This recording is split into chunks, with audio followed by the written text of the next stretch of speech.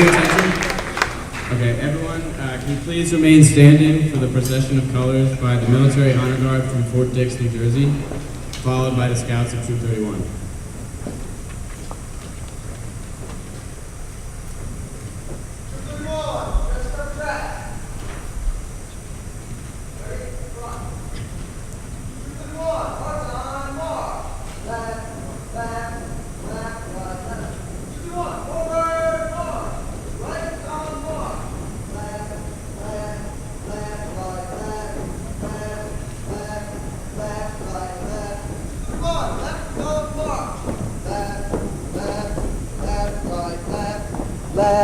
Left, left, right, left, left, left, left, right, left, left, left, left, right, left. 2, 1, 1, 2.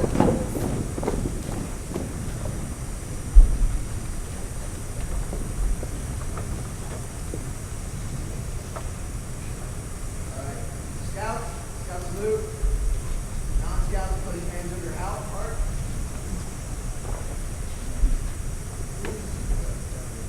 To the flag of the United States of America and to the republic for which it stands, one nation, under God, indivisible, with liberty and justice for all.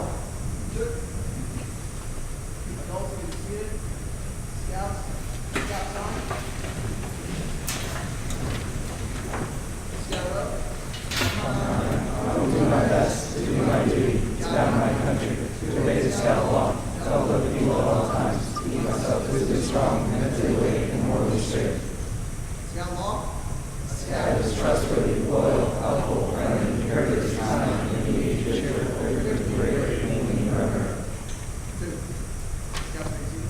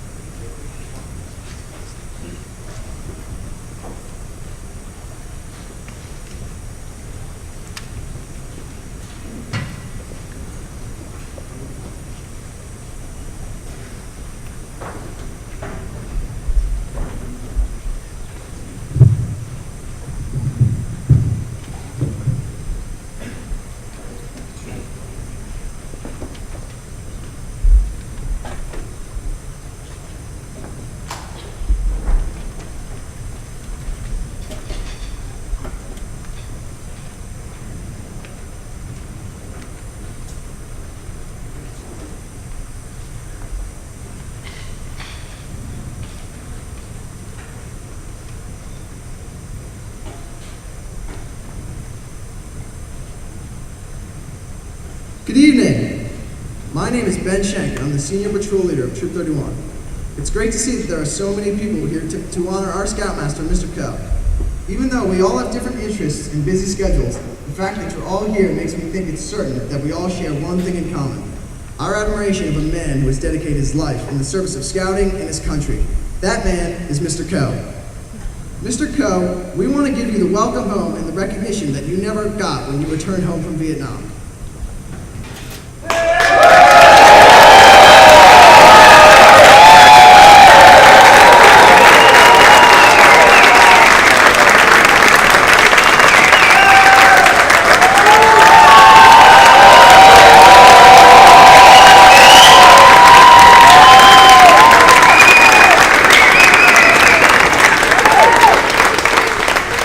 We are lucky to have with us several honored guests who wanted to share this evening with you, and we would like to recognize them at this time. First, your immediate family, Mrs. Cindy Coe, Andrew and Allison Coe, and Mr. Alfred Coe Sr. Next, Pennsylvania State Representative Stephen Barrar, who was instrumental in helping to obtain the medals that you earned in Vietnam and will be receiving them tonight. Also, Pennsylvania State Representative Dan Truitt, Charlie Rogers, Scout Executive of the Chester County Council of the Boy Scouts of America, and his fellow staff members of the Chester County Council and the Order of the Arrow. Mr. Steve Dissinger, Principal of Hillendale Elementary School. Also, Dr. John Sandville, our school superintendent, sends his best wishes. He regrets that he could not be here due to a school board meeting. We welcome and thank the veterans from the Military Honor Guard at Fort Dix, New Jersey. And lastly, we are thrilled to have with us the Amerikids Chorus under the direction of Mrs. Nicola Rourke. Would everyone please rise as the Americans lead us in singing the national anthem?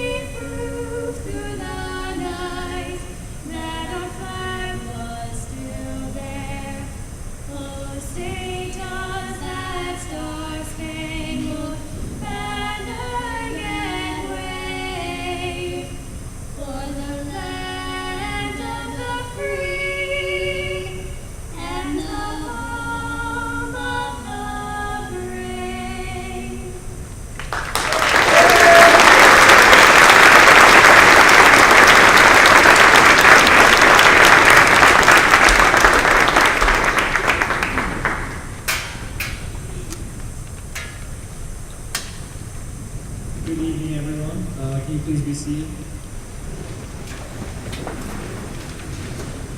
Hello, my name is Mark Ellsworth, and I'm a Junior Assistant Scoutmaster here with the troop. I'm also a new Eagle Scout under the guidance of Mr. Coe. I have the privilege tonight to serve as your Master of Ceremonies, and I now have the pleasure to introduce Mr. Mark Dulick, or Assistant Scoutmaster Mr. Mark Dulick, and First Class Scout Thomas McClure for the invocation.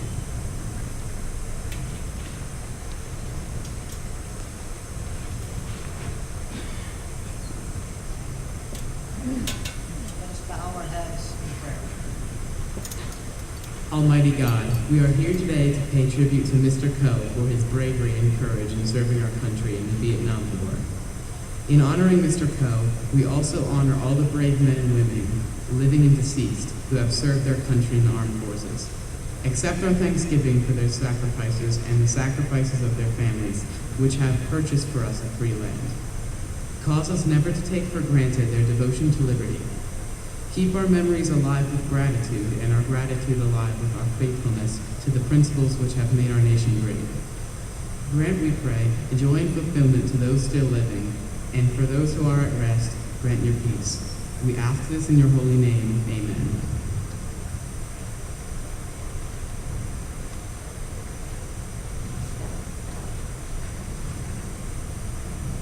I now have the rare privilege this evening to introduce the founder of the Boy Scouts of America, all the way from Great Britain, Lord Robert Stevenson Smith Baden-Powell of Gilda. You'll notice that he happens to bear a striking resemblance to Mr. Tom Stallnecker, District Advancement Chairman of the Chester County Council. Lord Baden-Powell will address the unique relationship between the military and Scouts.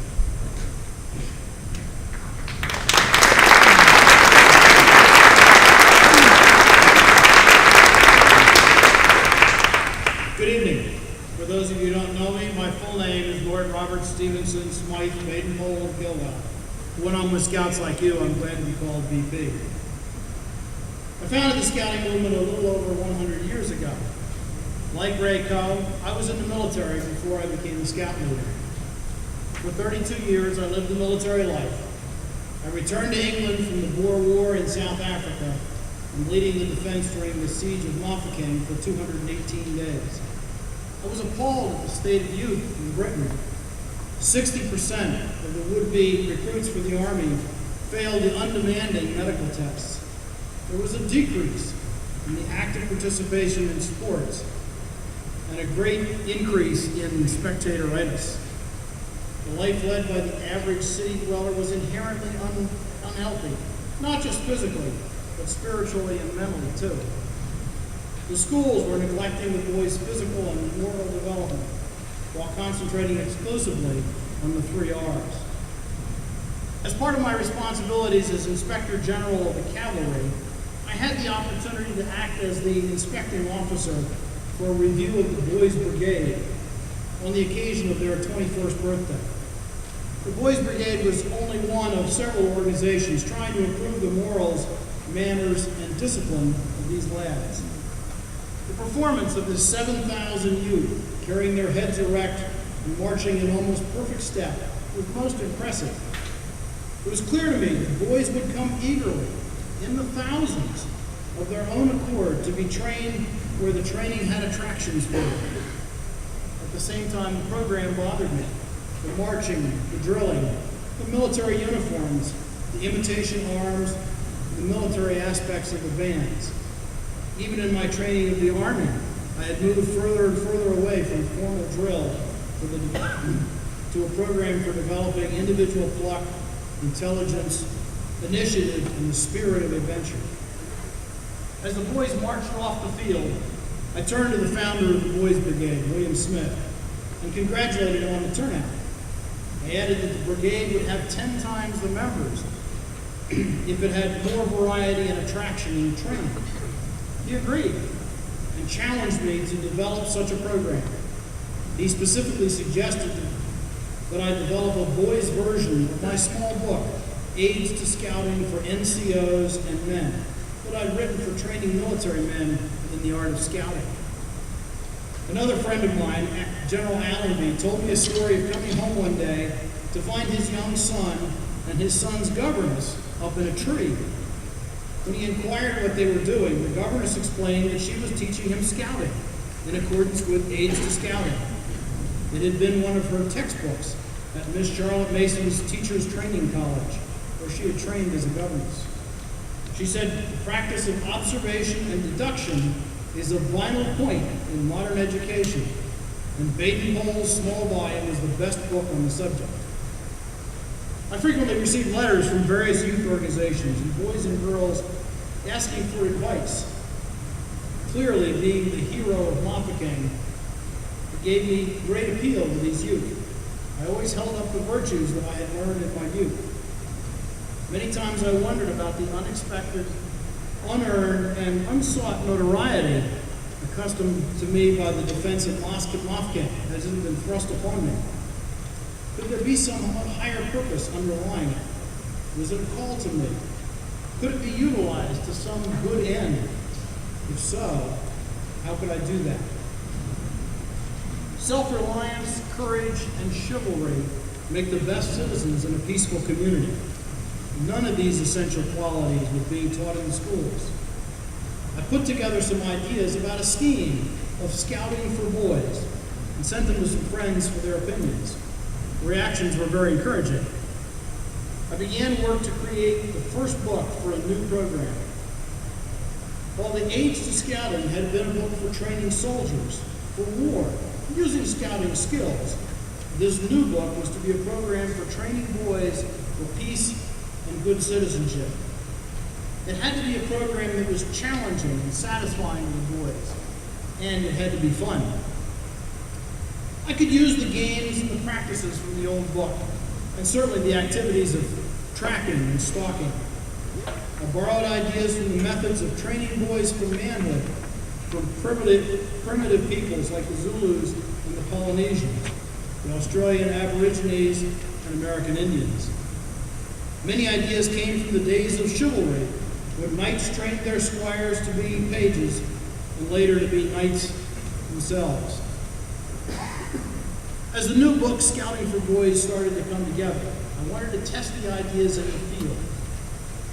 On July 29, 1907, I took 20 boys from all walks of life for the first scouting camping expedition from Brownsea Island, just off the coast of England.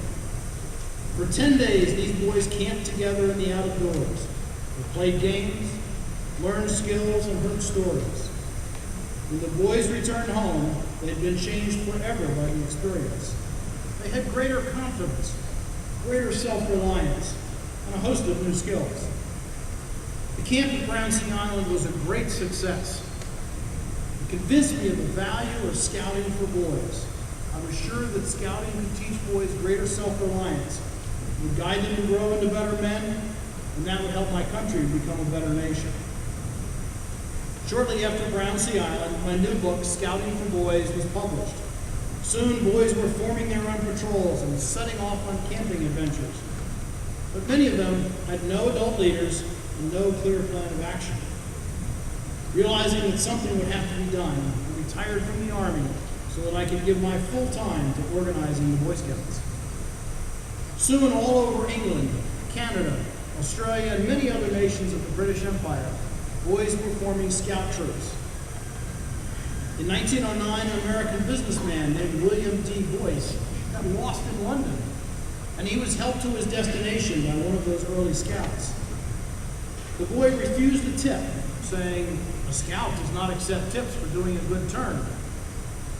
Boyce was so impressed with the scouting program that when he returned to the United States, he incorporated the Boy Scouts of America on February 8, 1910. That one unknown scout, doing his daily good turn, was responsible for the spread of the scouting movement to the United States. Since my time, the leadership of scouting has passed through many successive generations of dedicated scouters. It is only with the commitment of many selfless volunteer scouters like Ray Coe that scouting has been able to provide so many opportunities for boys to grow into responsible young men over the last 106 years. We're here tonight because of Ray, who has been one of those dedicated scouters for over 25 years. and has touched and enhanced the lives of hundreds of boys over those years. Whether those boys enter the military or remain in civilian life, each one is a better young man today because of the program that Ray helped create here at Troop 31. The goals of the scouting movement from its founding through today have always been to help boys grow into better citizens in body, mind, and character. Thank you, Ray, for all you've done to further that cause.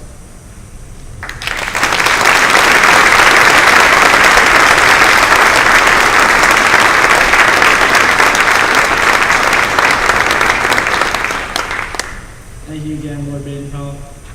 It is now my privilege to introduce Pennsylvania State Representative Stephen Barrar.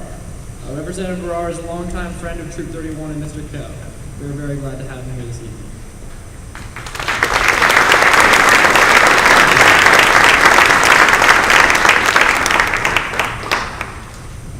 Feel the emotion in the room today. We have every right to dream heroic dreams. Those who say we live in a time when there are no heroes just don't know where to look. You can see heroes every day going in and out of factory gates. Others, a handful of numbers, produce enough food to feed all of us and then the world beyond. You meet heroes across the counter. They're on both sides of that counter. There are entrepreneurs with faith in themselves and faith in an idea who create new jobs, new wealth, and opportunity. There are individuals and families whose taxes support the government and whose voluntary gifts support churches, charity, culture, art, and education. Their patriotism is quiet but deep. Their values sustain our national life. Now I have used those words, they and their, in speaking of these heroes. I could say you and yours because I'm addressing the heroes who I'm speaking of, you, the citizens of this blessed land. From Ronald Reagan's first inaugural speech, 1981.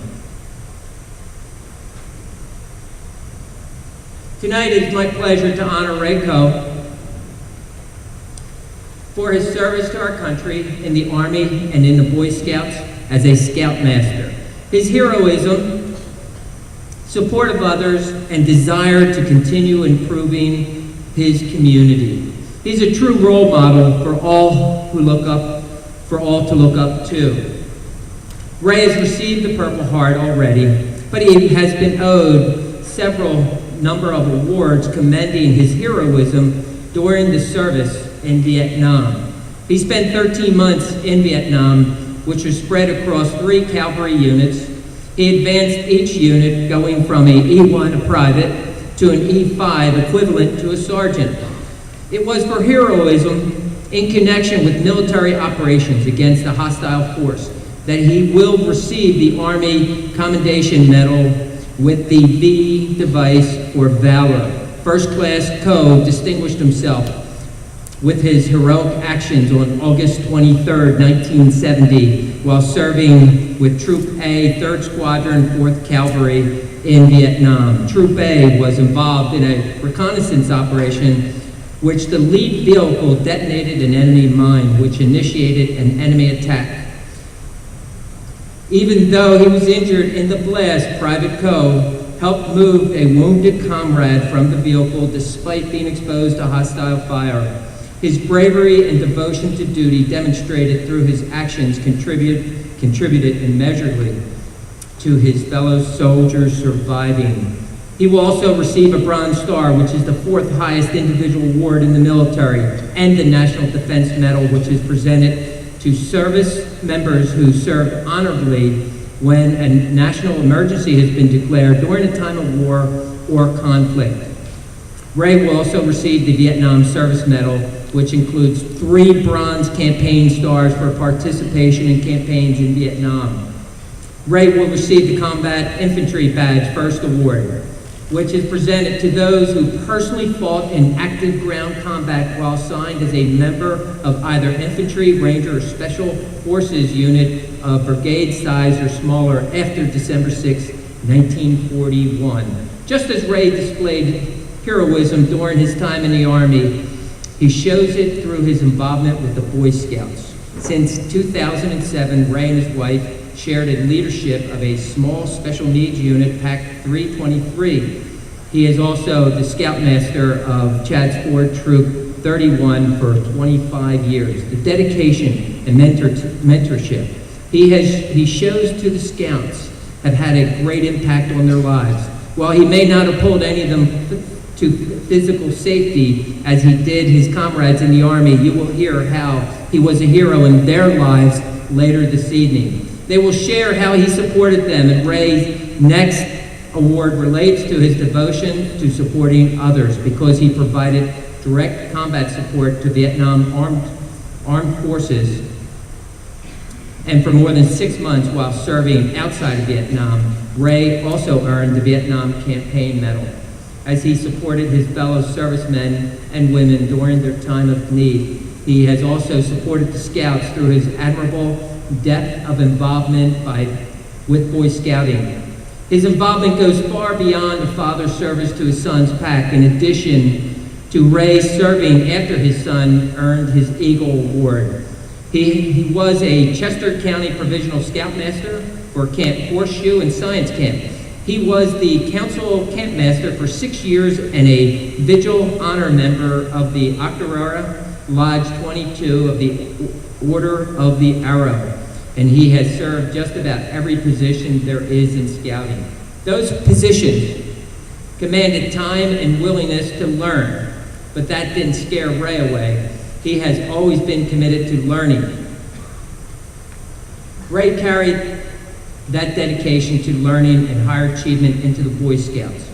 He earned his Wood Badge and the District of Merit Award. He was bestowed with the James E. Gothrop Memorial Award and the Founders Award. As Ray is not an ordinary Scoutmaster, he also was not an ordinary soldier. Throughout his life, he demonstrated the highest principles of patriotism, support for others, and desire to continue learning. It is a great honor for me to be here tonight as we present Sergeant Cole with the many awards of which he's also deserved. And I have a few awards before we get to those that I would like to present to you.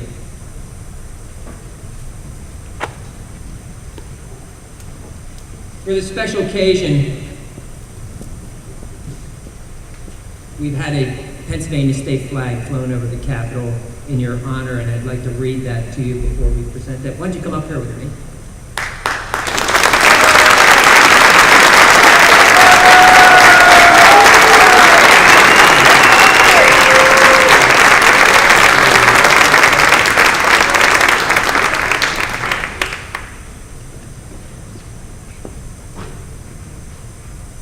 It says it. Here we go.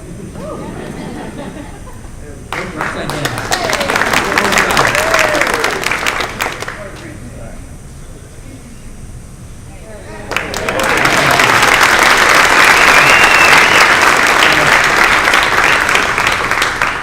It says, from the House of Representatives, this is to certify that the enclosed Pennsylvania flag was flown over the state capitol in Harrisburg, Pennsylvania on November 1st, 2014. This flag was flown in honor of Alfred Raymond Coe for his years as a Scoutmaster and years of service to our country in Vietnam, and is signed by the Chief Clerk and by myself, State Representative Steve Berard. Also, Senator Pileggi has sent along a Senate citation, which I'm not going to read, because it's a really difficult font for an old guy like me to read, so I'm going to pass on it. You can read it later if you want to put better glasses on. So that is for you.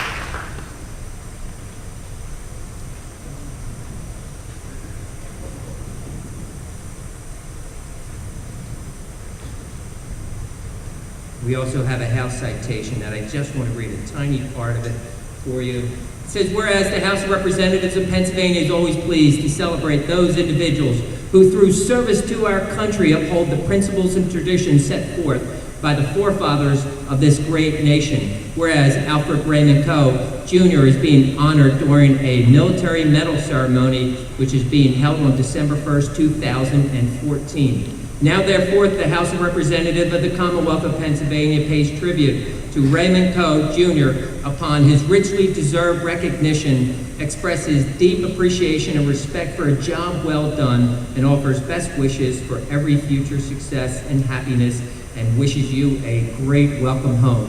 Thank you.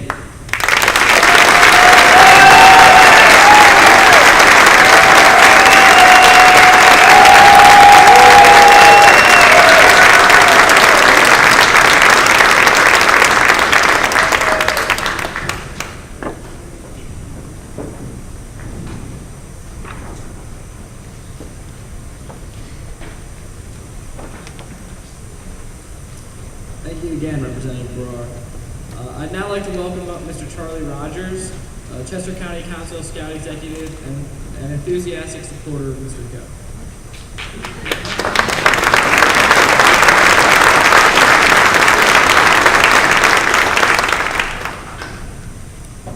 Ray, I'm glad you had a chance to come up because the view up here of the whole room is a lot more impressive than sitting in the front row just looking at the speakers. 25 years as Scoutmaster, so you're halfway done. It must feel good. Those who know me know that I'm not usually at a loss for words, and since being asked to speak, I've sat down a number of times, and every time came up with a blank piece of paper, just not knowing the right words to say to thank Ray for all he's done throughout his life. I've only known him for 3 years, but boy, what a great guy. Salt of the earth, solid in every way. America needs more Ray Coes. So Ray, since I don't know what to say to you, let me give a message to the kids. So Scouts, Mr. Coe is an adult. He was probably an adult when your parents were kids. He's been an adult for a while. It's hard to imagine, though, that he was only a couple of years older than you when all of this took place in his life. You grow up awful quick when you're halfway around the world in a land you have no idea where you are and what you're doing. And the only people you know are the ones who your life depends on and whose lives depend on you. There are lots of ways to serve our country, so Scouts learn service to God and country. I think we all pray that you will never have to serve your country the way Mr. Coe served. And I think we all hope that you'll be ready to serve your country when that time comes. And so there are lots of ways to serve. You can wear a uniform and serve in the military, or you can get elected to public office to serve the well-being of the people in your area, like some of our representatives tonight. You can become a good, decent adult, have kids, show them the right way to grow up. You can be successful businessmen to help keep America strong. And at the end of a long day of work, when you really just want to sit in the recliner and turn on TV, you can throw on a Scout uniform and go and help the next generation of Americans to learn to do the right thing. So the Scout oath ends to keep myself physically strong, mentally awake, and morally straight. If you do those three things, if you do your best to do those three things, you will be prepared for what life throws at you. Just like Mr. Coe was ready when his time was called. And so let me just end my 45-minute remarks early this evening. And with a note, this time of year, the Christmas specials all come on, and one of my all-time favorites is It's a Wonderful Life. And I think if we were in Bedford Falls, Ray Coe would be the star.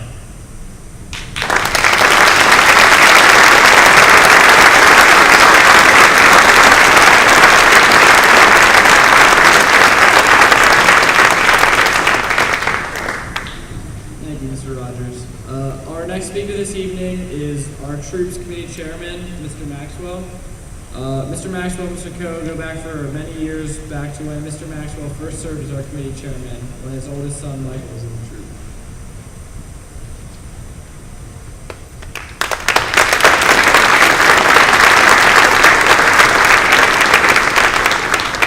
Good evening. We're here tonight to recognize the service of Mr. Coe to his country and to our scouting community. In 1969, when Mr. Coe was 19 years old, not much older than you scouts sitting here tonight, he was drafted into the Army. He was trained, and then was sent to serve in the Vietnam War. He served honorably and at times heroically. He did his tour of duty and was just discharged when he was 21 years old. He earned awards when serving our country, some of which he never received. We would hope tonight to make this right. Mr. Coe has been the Troop 31 Scoutmaster since 1999. He leads our troop and has influenced our boys for over 15 years. He's the driving force that makes his troop successful. He leads by following the principles of the Scout laws and teaches the boys through his actions. He's led by example and is a positive role model on our Scouts. Under his leadership, there's been 76 Eagle Scout badges earned. We look forward to his continued leadership in the future and countless Scouts he has yet to influence. At this time, I'd like to recognize his family. His wife, Cindy, his son, Andrew, his daughter, Allison, and his dad, Ray. Thank you. Thank you so much for sharing with us for the past 15 years, for all those countless hours, weekends that he's been away from the family. Thank you for all the days and weeks yet to come. Thank you for realizing the scouting program is so important in building the leaders of tomorrow. And in his role as Troop 31 Scoutmaster, he is influencing so many young boys in a positive manner now and in the future. Thank you for your sacrifice for our Scouts have gained in knowing Mr. Coe. Ray, you fought in a war for your country, and upon your return you were ignored and at times ridiculed for service to your country. For this we are sorry. Ray, look around this room. Thank you for your service, not only as our Scoutmaster, but as a soldier who has raised his life in service to this country. We wanted to honor you tonight in an appropriate manner. Since the conception of the celebration this evening, the enthusiasm has been overwhelming. The outpouring of support and hours spent to make this evening happen by both the scouting community and the community at large has been very impressive. When people heard that we were planning an evening to honor Mr. Coe, people lined up to volunteer their services and time. They wanted to give back to the man who has dedicated so much of his life to the service of this community and country. This outpouring of support should prove to you that you have made a positive impact upon the community and are held in the highest regards. Now that your service is not going unnoticed or unappreciated, Ray, we're all proud of you and proud to know you. I once asked Mr. Coe, after so many years, how he was still so enthusiastic about the scouting program. He told me, when I grew up in the 60s, his generation had a motto: we were going to change the world. He felt his generation, as they've gotten older, may have forgotten this motto, but he had not. He does what he can through scouting. The scouting program has given him the venue to try to change the world and make it a better place by developing the leaders of tomorrow. Thank you, Ray. Thank you for your service.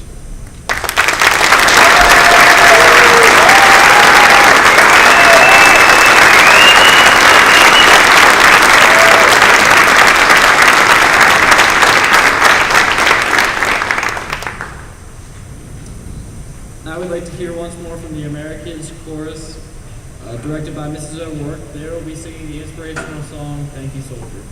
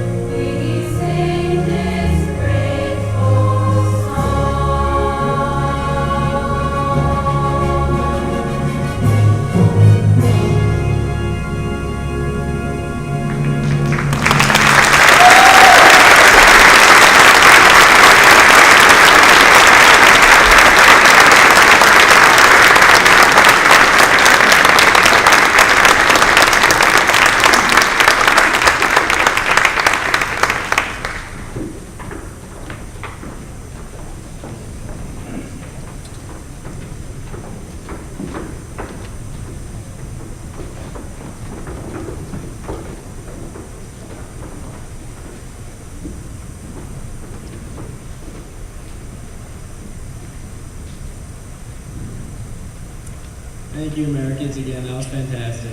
I'd now like to welcome my fellow Eagle Scout under Mr. Coe, Lady Ali Khan, who will give us a brief background on the Vietnam War.